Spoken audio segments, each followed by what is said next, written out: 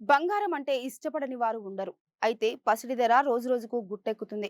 అయితే ఫిబ్రవరిలో దేశ ఆర్థిక శాఖ మంత్రి బడ్జెట్ ప్రవేశపెట్టనున్న నేపథ్యంలో అందరి చూపు ఇప్పుడు పసిడి ధరపై పడింది. ప్రపంచంలో ఎక్కువగా పసిడి దిగుమతి చేసుకునే దేశాలలో భారత్ ఒకటి.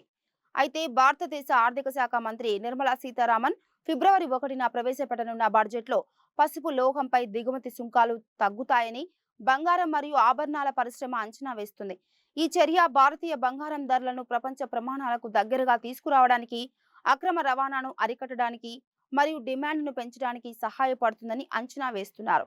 బడ్జెట్లో పసిడిపై 3% సుంకం తగ్గుతుంది అన్నట్లు విశ్లేషకులు చెబుతున్నారు. అయితే ఇప్పటికే సుమారు రూ. 650 వరకు బంగారం తగ్గింది. అయితే బడ్జెట్ తర్వాత మరింత తగ్గే అవకాశం ఉంది. అయితే ఇది ఎలా ఉన్నా నారీమణులు ఫిబ్రవరిలో పసిడి ధర తగ్గుతుంది అన్న ప్రచారంతో బడ్జెట్ పై ఎంతో ఆశగా ఉన్నారు.